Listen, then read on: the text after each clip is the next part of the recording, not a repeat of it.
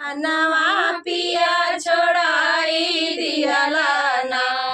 हमारा नैहर के रहनवा पिया छोड़ाई दिहला ना पापा छोड़ाई दिहला मम्मी छोड़ाई दिहला पापा छोड़ाई दिहला मम्मी छोड़ाई दिहला हमर लहुरा की बहनिया पिया छोड़ाई दिहला ना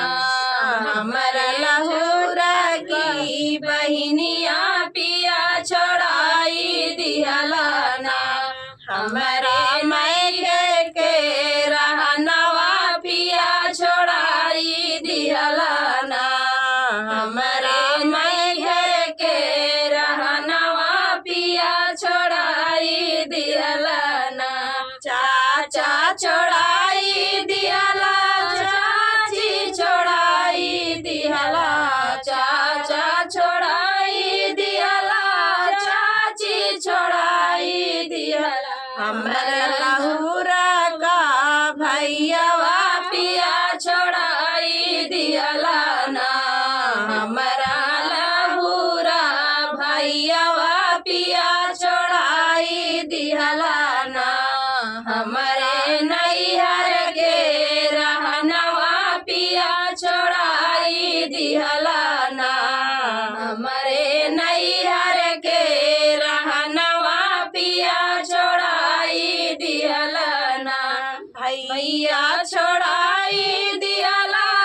भाभी छोड़ाई दिहला भैया छोड़ाई दिहला भाभी छोड़ाई दिहला हमर लहुरा का भतीजा पिया छोड़ाई दिहला ना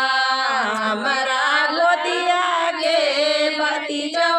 पिया छोड़ाई दिहला ना